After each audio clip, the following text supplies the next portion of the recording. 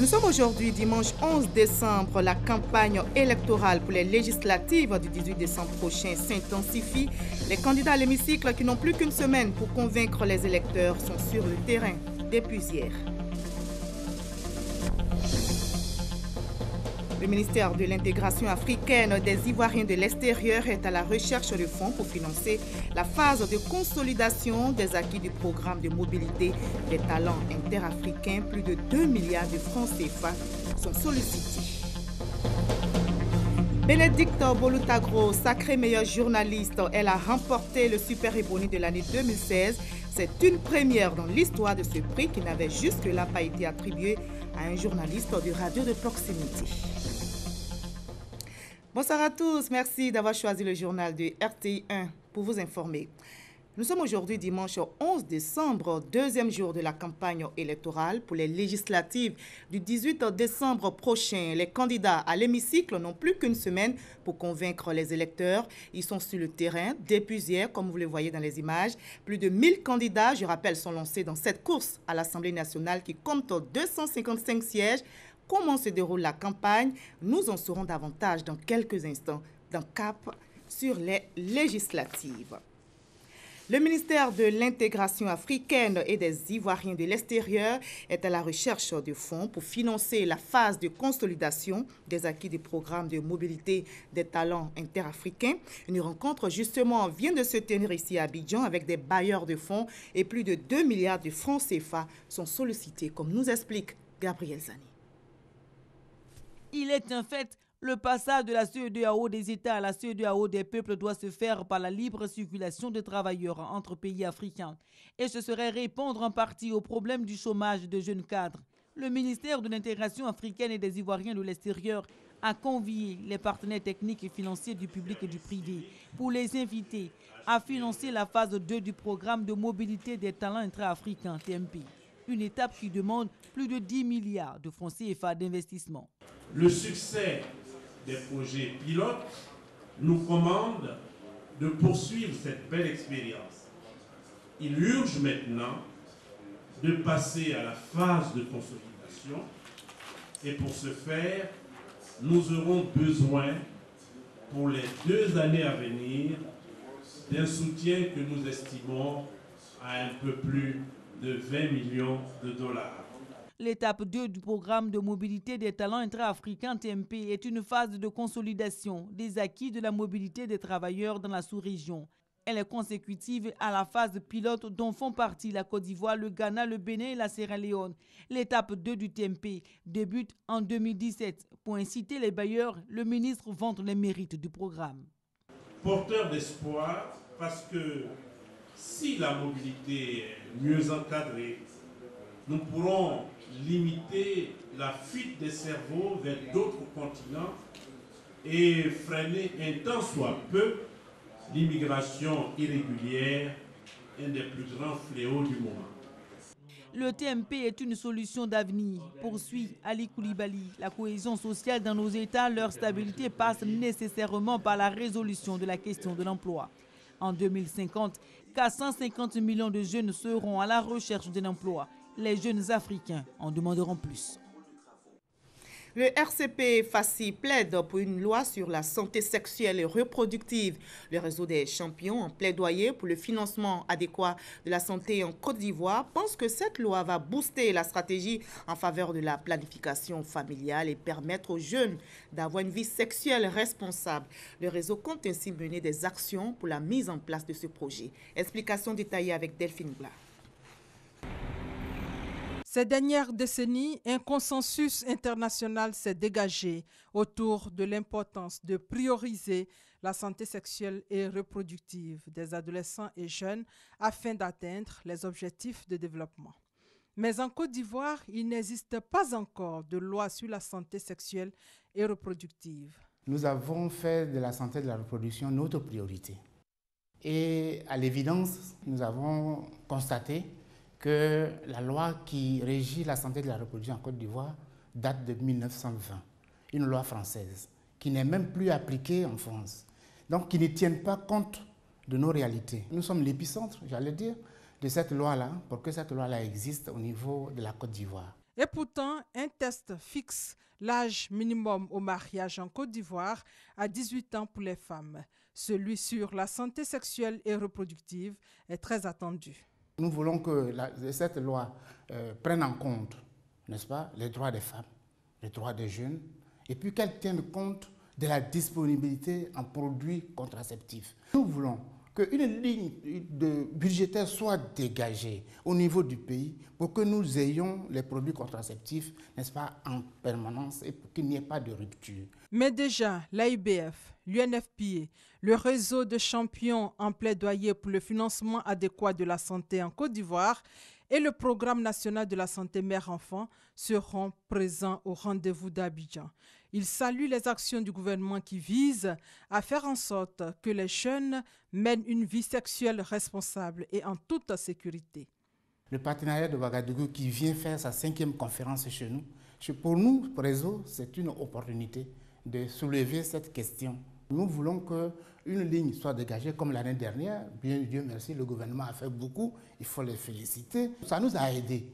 Mais si une ligne peut être dégagée, pour que la Côte d'Ivoire ait ses produits contraceptifs et que les partenaires viennent nous appuyer, nous pensons que nous pouvons atteindre nos objectifs qui est de 36% d'ici l'an 2020. Aujourd'hui, nous vous remercions, Madame la Ministre, d'avoir porté la contribution du gouvernement à hauteur de 30 millions à 400 millions de francs CFA pour l'acquisition de produits contraceptifs. Ça, c'est bien, nous la félicitons. Nous souhaitons qu'on puisse augmenter davantage. Parce que le contenu de cette charge contraceptive s'élève environ à 1,5 milliard. Promouvoir la contraception, c'est garantir un meilleur avenir des jeunes. C'est le sujet au cœur de la 5e réunion annuelle du partenariat de Ouagadougou qui s'ouvre ce mardi à Abidjan. Elle est bien connue des auditeurs de Radio Yopougon. Son nom, Paul Bénédicte Bolou-Tagro. Elle a été sacrée meilleure journaliste de l'année 2016 puisqu'elle a remporté hier le Super Ebony de 2016. C'est une première dans l'histoire de ce prix qui n'avait jusque-là pas été attribué à un journaliste de radio de proximité. Paul Bénédicte a raflé 4 prix sectoriels en plus du Super Prix Ebony. La RTI a aussi raflé des prix. Malika Koulibaly. Pour cette 18e édition des Ebony, c'est elle la gagnante. Paul Bénédicte Bolou-Tagro est le Super Ebony 2016. Après avoir raflé 4 prix, dont 2 prix sectoriels, c'est sur elle que le choix du jury s'est porté. Une première dans l'histoire de ce prix qui n'avait jusque-là pas été attribué à un journaliste de radio de proximité. On a pour habitude de dire dans nos rédactions que c'est un métier ingrat, mais aujourd'hui on constate que c'est tout autre chose. Merci à tous mes collègues, sans exception, qui ont cru. La première fois que nous avons fait ce concours, nous avons été nominés, mais nous n'avons pas gagné de prix. Ils nous ont demandé de récidiver ce que nous avons fait. Et aujourd'hui, nous sommes Super Ebony. On ne dira pas que c'est un rêve, mais c'est un rêve qui s'est réalisé. En plus de la Super Ebony, plusieurs autres journalistes ont été primés. À la RTI, Michel Digré qui a raflé le prix du meilleur journaliste télé. Marie Longoran a quant à elle, pour la 2e fois consécutive, glané le prix spécial Canal+ du meilleur présentateur télé. Serge Koléa, en plus du prix spécial du droit de l'enfant, a été consacré aussi meilleur journaliste culture avec le prix spécial Zadi Zaoro. Ange Kouadio de Radio Côte d'Ivoire a reçu le prix spécial pour la lutte contre le travail des enfants.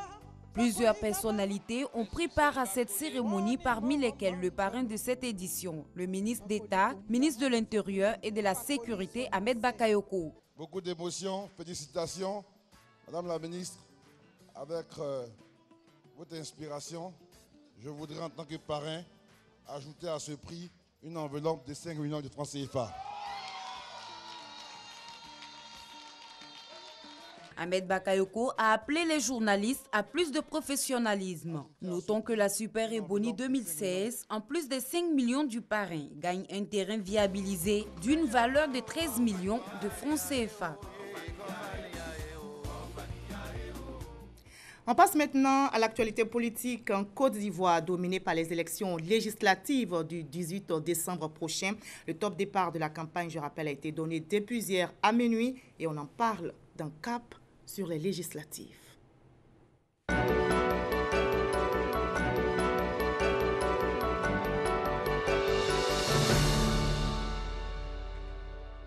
De 1000 candidats à l'assaut des 255 sièges que compte le Parlement ivoirien.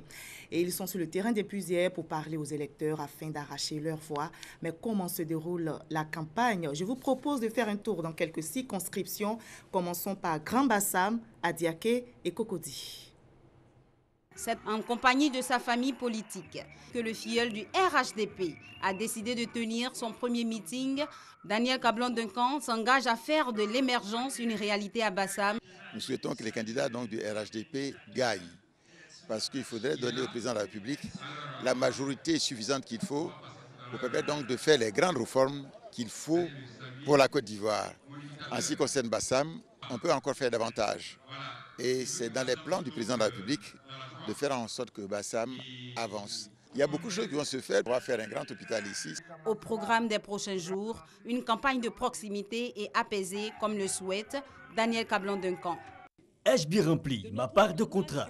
Le candidat indépendant député sortant de Cocody Commune, Yasmina Ouigné, et son alter ego Kouablan Philibert veulent renouer le pacte de confiance avec les électeurs. C'est un pacte de confiance qui nous lie, les populations de Cocody et moi, mais partant les populations de la Côte d'Ivoire. Être dévoués à leur cause, voter des lois, ou en tout cas essayer d'apporter des amendements, ou encore mieux, des additifs à tous les textes qui pourraient être proposés, soit par nos collègues parlementaires, soit par l'exécutif, pour être sûr de prendre en compte l'intérêt général. Un projet de société auquel s'est engagée la liste Ensemble pour Cocody, tous pour le développement. La liste Tiemoko Doumbia, Kouablan à la Floridite, veut penser la politique autrement. Il faut que les populations sortent pour venir voter. Que les populations sortent pour venir voter parce que depuis plus d'1 an, nous avons fait passer le message.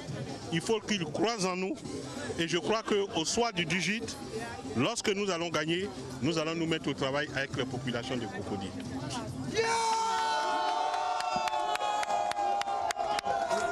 Être acteur de développement en favorisant des opportunités via l'hémicycle, c'est l'engagement pris, la campagne de proximité et la méthode choisie. T-shirts, affiches à l'effigie de Yiensié, candidat du RHDP pour ce premier jour de campagne. Militants et sympathisants d'Adiaké sont arrivés de façon massive. Nous ambitionnons faire en sorte qu'au-delà de la commune dont nous avons la gestion, que nous puissions réunir dans le département avec la bénédiction et l'encadrement des cadres des aînés. Il s'agit de pouvoir, au-delà de la commune, agir, aider à soulager les populations, aider à remonter les problèmes des uns et des autres aux décideurs. Le candidat du RHDP compte dérouler les ingrédients de sa campagne pour faire triompher le RHDP à Adiaké. La campagne électorale se déroule aussi dans d'autres localités. Les candidats au fauteuil de députés vont à la rencontre des populations. Nos reporters ont suivi quelques-uns à Korogo, Kong et Fekesetougou. La campagne bat son plein dans la région du Poro. Tout le bloc des candidats du RHDP à Koko. On ne pouvait donc pas commencer notre campagne sans venir à la source. Là où Korogo a commencé. 12 sièges à l'Assemblée nationale pour la région. Le président de la République m'a dit qu'il est sûr, et je lui ai dit qu'au soir du 18 décembre, dans la région du Poro, nous ferons 100% pour les listes RHDP. Il ne manquera pas un seul député à l'appel. Les stratégies se multiplient pour la victoire. Dans la circonscription électorale de Kong, Bilimono et Sikolo communes et sous-préfecture, la liste du Rassemblement des oufouettistes pour la démocratie et la paix, RHDP, a procédé au lancement de sa campagne. On leur demande de nous renouveler leur confiance encore pour que nous puissions donc soutenir le président Alassane Ouattara. Il a besoin d'une majorité à l'Assemblée nationale pour mettre en œuvre son programme de développement économique et social. Et donc nous disons aux parents que ce que nous faisons, nous le faisons pour tous les Ivoiriens, mais plus particulièrement pour les habitants de Kong. À Kong, la liste du Rassemblement des oufouettistes pour la démocratie et la paix sera face à celle du Front populaire ivoirien. Fekesetougou commune et sous-préfecture. Le Rassemblement des oufouettistes pour la démocratie et la paix, RHDP, est sur le terrain. Sa tête de liste, Guillaume Kibafori Soro, pour l'ouverture de la campagne est allé solliciter l'onction et la bénédiction de la chefferie traditionnelle à Sokoro. Je pense que l'institution que j'ai eu à découvrir, l'Assemblée nationale, est une institution qui impacte sur la vie, n'est-ce pas, et le devenir de la nation ivoirienne.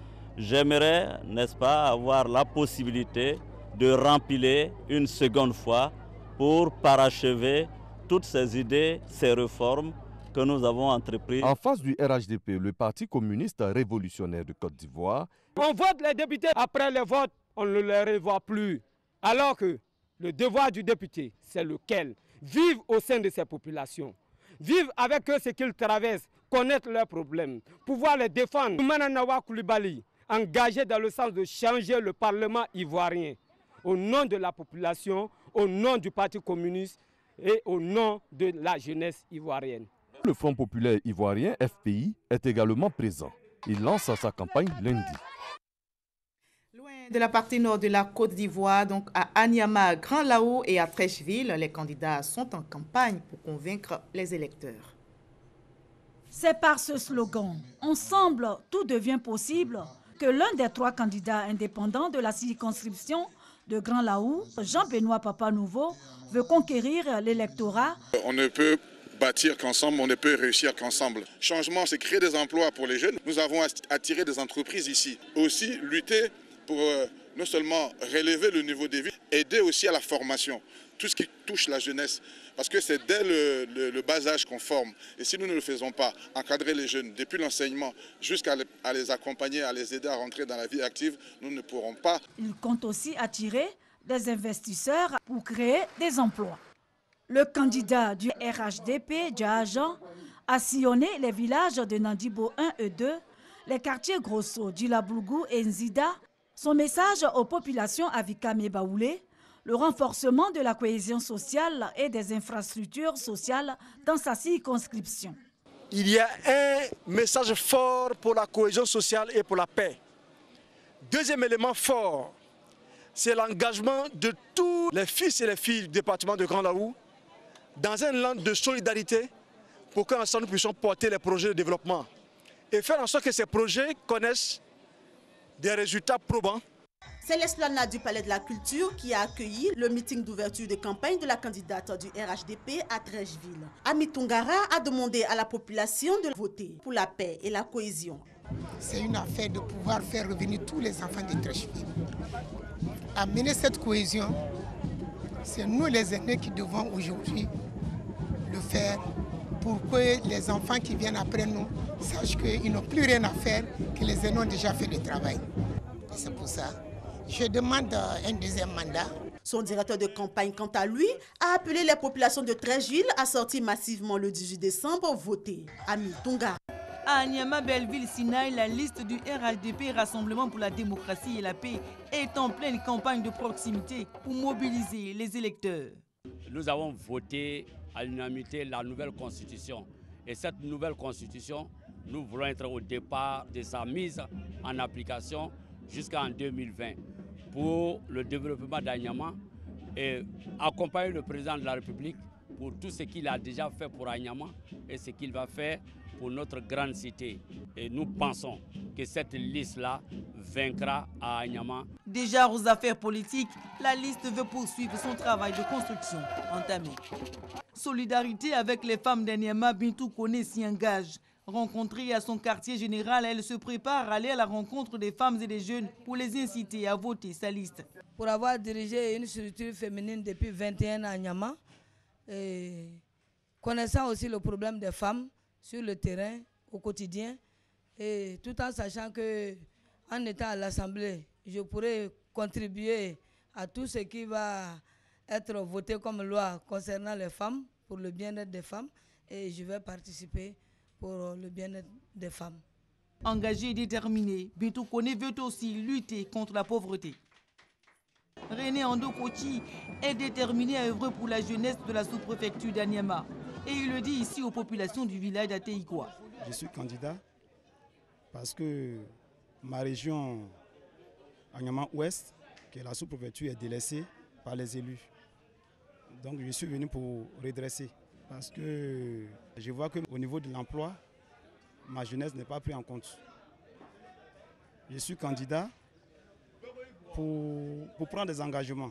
Et j'ai 10 engagements avec ma population. Topographe et opérateur économique René Ando-Kochi s'inscrit dans une dynamique de renouveau pour les villages. À Gagnoa et à Guibéroa, la campagne s'intensifie aussi. 4 candidats sont en lice.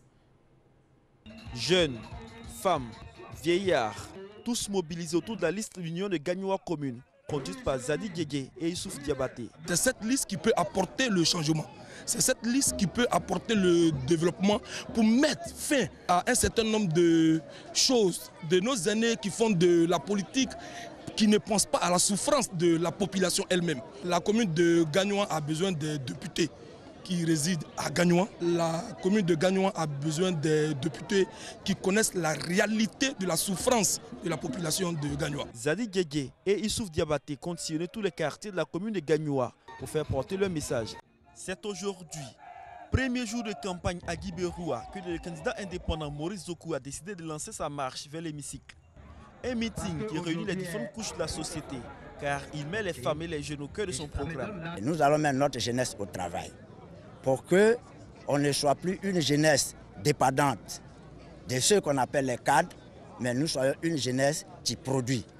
Nous allons mettre les femmes au travail en les organisant en coopérative. On me dira, mais ce n'est pas le rôle du député. Mais je dis oui, le député peut aider à contribuer au développement. Et c'est ce que je veux faire avec ma population. Un tour au quartier résidentiel de Guibéroa. Nous rencontrons la candidate indépendante Mireille Saki. Cette femme se réclame la voix du peuple. Je suis une femme mobilisatrice, je suis une panafricaniste et je suis une personne remplie de bonnes intentions et j'ai envie de mettre mes compétences à la disposition de ma population et de la Côte d'Ivoire afin de parler de ce que nous savons faire, c'est-à-dire la protection de la mère et de l'enfant en passant par le père, tout simplement donc la protection de la famille tout entière. Donc c'est pour ça que j'ai voulu me lancer parce qu'il faut que les femmes arrachent le pouvoir, ça s'arrache, ça ne se donne pas. Pendant ce temps, le candidat RHDP Lobo André et son équipe peaufinent leur stratégie de campagne, des stratégies pour la réélection du député sortant. Nous pensons que nous avons commencé un beau travail à l'Assemblée nationale qui a amené d'abord le président Alassane Ouattara à exécuter son projet de gouvernement. Et je souhaiterais vivement que la population de Guibéroa, de Galebo et de Dignago nous accompagne à nouveau pour accompagner Alassane Ouattara jusqu'en 2020. Une parade à moto a permis à ce candidat de lancer sa campagne. La circonscription électorale de Guibéroa enregistre 13 candidatures, dont 3 femmes, pour un seul poste de député. Odiene Tieme, Séguélon, Samateguila, les candidats sont aussi actifs ce deuxième jour de campagne.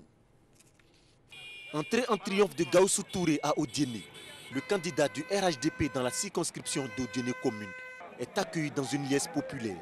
Ce n'est pas pour nous, c'est pour le président Henri Konan Bédié, c'est pour le président Alassane Ouattara. Je suis heureux que l'ensemble de la population, comme un seul homme, aujourd'hui, se mettent ensemble pour que d'abord nous puissions donner une bonne réponse à notre président en élisant l'ensemble des candidats du RHDP. Dans cette course pour un second mandat, Gaoussou Touré bénéficie du soutien des cadres du RHDP de la localité. Mariam Silla a choisi la commune de Tiémé pour démarrer sa campagne. Candidate indépendante dans la circonscription de Samatigila Samango commune et sous-préfecture. Elle veut porter haut la voix des femmes au Parlement. Ce que je demande à la population, de me faire confiance. Le président même a dit qu'il faut faire la place aux femmes. Pour faire la promotion du genre, il faut que les femmes se décident à venir participer aux élections. En tant que femme, je pourrais faire mieux que les hommes. Nous allons exploiter ce côté féminin pour essayer de changer les choses. Il se proclame candidat de la jeunesse. Vassilike Konaté, candidat indépendant à Bonga et Séguélon. Pour lui, l'unique raison de sa candidature reste le développement de sa région. Notre département a accusé beaucoup de retard. Il y a eu des promesses sans cesse renouvelées qui n'ont jamais été formulées en termes d'action. Nous avons une volonté d'accompagner nos parents, de défendre les idées, de défendre notre culture, de défendre la Côte d'Ivoire. Je suis la solution pour les problèmes des jeunes. Les vieux me reconnaissent comme étant un authentique fils du Nowolo, par mes actions, par mes gestes, par ma manière de faire. Dans la circonscription de Bongara et Séguélon, Vasiliki Konaté affronte Matogoma Kone, candidat du RHDP, et Mamadou Fofana, lui aussi, candidat indépendant. Ils sont 7 candidats en campagne à Séguéla, Tengrela, Kouto, Niakara et Katiola et ils tentent de convaincre les électeurs afin d'arracher leur voix le 18 décembre prochain. Les cadres du Worodougou ont décidé d'aller en rang serré pour ces législatives 2016. Un esprit de cohésion et de rassemblement symbolisé par cette accolade. Dites aux indépendants qui n'ont pas compris le message, ce n'est pas leur ambition qui compte, ou ce n'est pas le problème avec les candidats qui compte, c'est la décision du parti, c'est la décision du président Ouattara, c'est la décision du président Bédié, c'est la discipline. Et les peuples qui avancent, les peuples qui travaillent sont avant tout des peuples disciplinés. Le ministre Ahmed Bakayoko a par ailleurs exhorté la population à voter à 100% pour le candidat RHDP.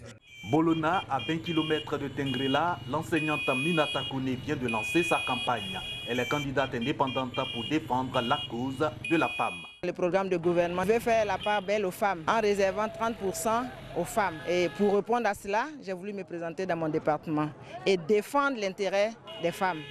À l'arc de Minata Kone aussi, le développement, la lutte contre la pauvreté en milieu rural. Je suis très proche de la population.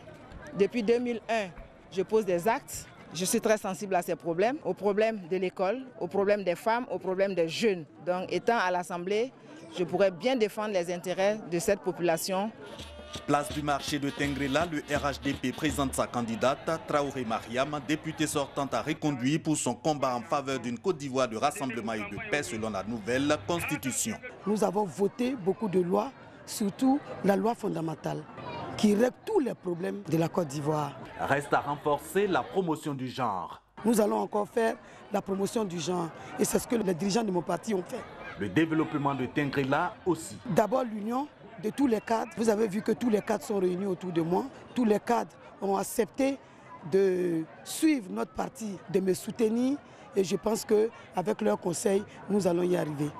Blességué, département de Kouto, le candidat Bruno Kone sans détour. Henri Konan Bédié et Alassane Ouattara ont insufflé une dynamique nouvelle à la Côte d'Ivoire. Il faut donc au RHDP la majorité parlementaire et s'en trouvera garanti le bien-être des populations. Cela ne peut pas se faire si sa politique est contrariée.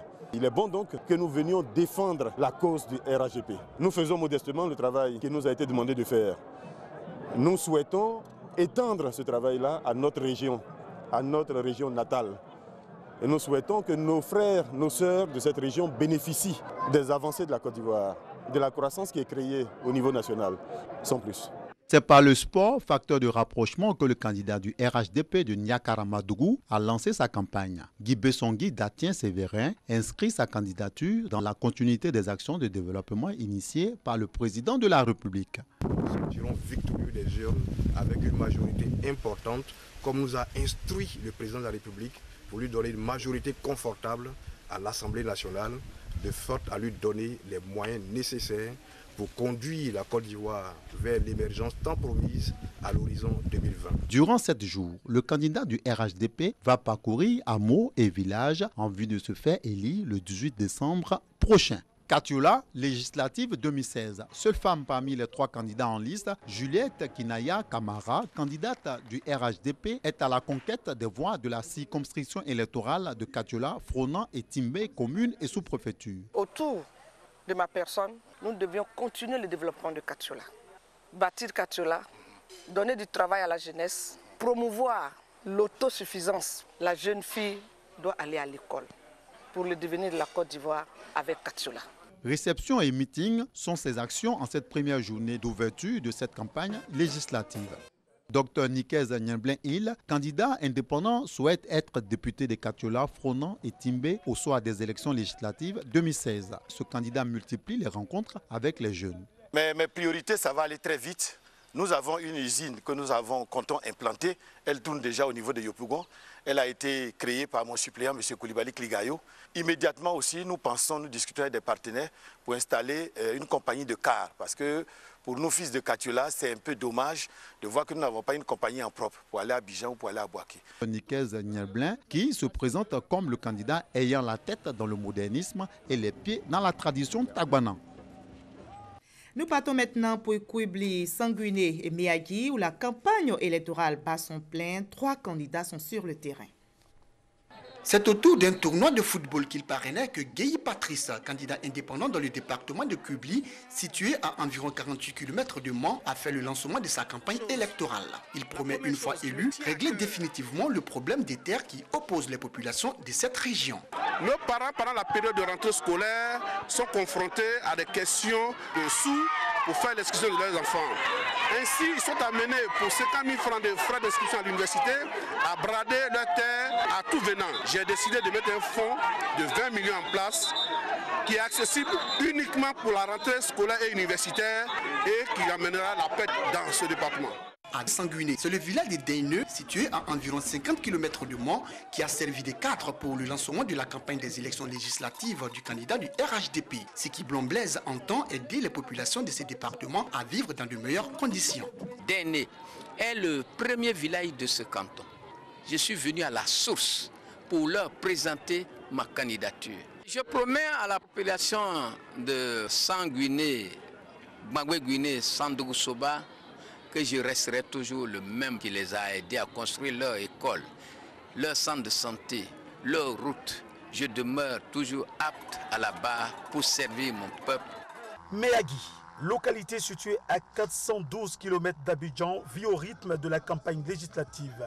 Ici, le RHDP veut conserver ses 2 sièges. Cette formation politique présente les 2 députés sortants. Notre devoir, c'est de faire en sorte que les conditions de paix soient réunies pour que chacun puisse bénéficier du fruit de son travail. Le député, ce n'est pas quelqu'un qui fait les routes, ce n'est pas quelqu'un qui fait les ponts. La seule chose que le député fait, c'est de voter la loi.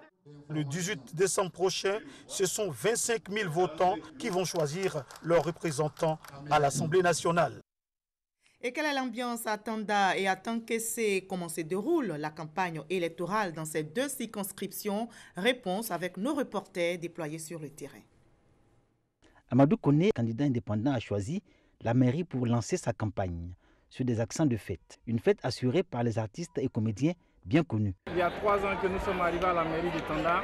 Nous avons révolutionné le développement ici à Tanda. Vous avez vu la mobilisation aujourd'hui. Je pense que nous allons vers la victoire. Nous avons construit une dizaine d'écoles ici en Tanda en 3 ans en tant que maire. Nous sommes en train de reconstruire le marché. Nous sommes en train de construire une radiologie à l'hôpital qui sera entièrement équipée par mes partenaires américains. Mes parents de Tanda le savent. Ils sont engagés à nos côtés. Nous avons la preuve aujourd'hui. Kobena Kwasi Adjoumani, député sortant est reçu par les populations du village de Broukro, le village doté d'un château d'eau de type HVA, ouvrage que Kobena Kwasi Adjoumani a officiellement remis aux populations. Ce qui va jouer dans cette bataille, c'est ma disponibilité par rapport aux parents. J'ai toujours été à leur disposition. Je me suis toujours mis au service de ces populations-là. Et donc je crois que c'est le moment de témoigner cette reconnaissance au fils que je suis. Tant que c'est le FPI est candidat dans cette circonscription, le parti est porté par Augustin Komwe, ancien ministre. Nous le rencontrons à Kokomia, à 18 km de Tankessé. Les parents ici, à Tankessé, Kokomia et Tchekwakro, m'ont vu à l'œuvre pendant une vingtaine d'années. Ils savent ce que je fais avec eux. Ils savent mes préoccupations pour eux. Ils savent mes ambitions pour eux. J'ai en face de moi 6 autres adversaires. Je me battrai jusqu'au bout et les parents décideront si je suis le mieux placé pour les représenter. En ce premier jour de campagne, les candidats ont fait le show avec pour objectif la séduction des populations. Ils veulent aussi devoir des électeurs au scrutin législatif du 18 décembre. Les candidats au fauteuil de députés dans les circonscriptions de Yamoussoukro, Tébissou, Béoumi et Didier-Vi sont donc sur le terrain et il ne manque pas d'arguments, comme nous l'explique nos reporters. Didier Vi, place du marché. C'est ici que Jeannot Aoussoukwadio s'est adressé aux populations. Après 56 ans d'indépendance, il n'est pas normal que la terre paternelle du président Félix Houphouët-Boigny ne connaisse pas le bitume. Le président Ouattara va le faire. Nous devons donc équiper le président Alassane Ouattara avec une bonne Assemblée nationale, une majorité de plus de 80% de députés du RHDP à l'Assemblée nationale pour adopter de bonnes lois, pour faire avancer la Côte d'Ivoire. D'autres candidats lorgnent ce siège. Kanté Kofi Patrice, candidat indépendant, les candidats de l'UPCI et du FPI. Réunir les filles et fils de Béoumi autour du développement afin de sortir le terroir de sa léthargie. Message clé de la liste RHDP du département de Béoumi pour les législatives du 18 décembre prochain. La thématique de notre campagne, c'est vraiment ensemble pour la renaissance de Béoumi. Le RHDP matérialise cet espoir de tous les enfants de Béoumi dans leur diversité, qu'ils soient malinqués, baoulés ou toute autre communauté. Toutes ces personnes veulent se retrouver dans nous, marquer le pas du développement dorénavant de Béoumi. Liste composée de Sidi Thiemoko Touré et Nguessan Kouabe. Thiébissou aux couleurs des législatives. 4 candidatures ont déployé leur batterie pour aller à la conquête des 2 postes de députés. Assaou Foué et Kwame Konan Victor vont conduire la liste du rassemblement des Zoufouettistes pour la démocratie et la paix. Je connais le rôle d'un parlementaire. Je connais ce qu'il faut faire pour apporter le développement dans une région.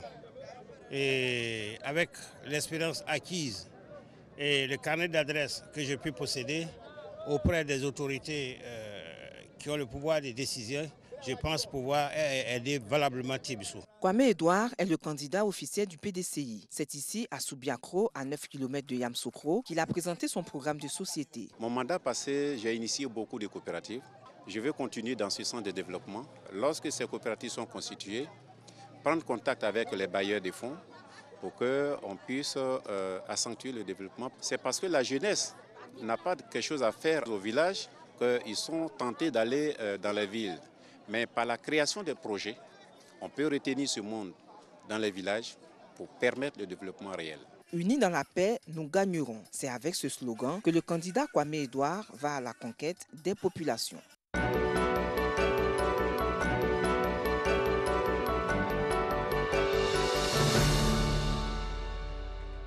Voilà, c'était Cap sur les législatives qui revient demain pour nous donner une idée du déroulement de la 3e journée de campagne dans les différentes circonscriptions. Je vous propose maintenant le reste de l'actualité dans le monde et c'est dans le 7 sur 7. Qu'est-ce qui a marqué l'actualité cette semaine pour ce tour du monde en 7 jours? Nous irons notamment en Gambie, au Ghana et en Italie. Le 7 sur 7, c'est avec Sidonie Davila.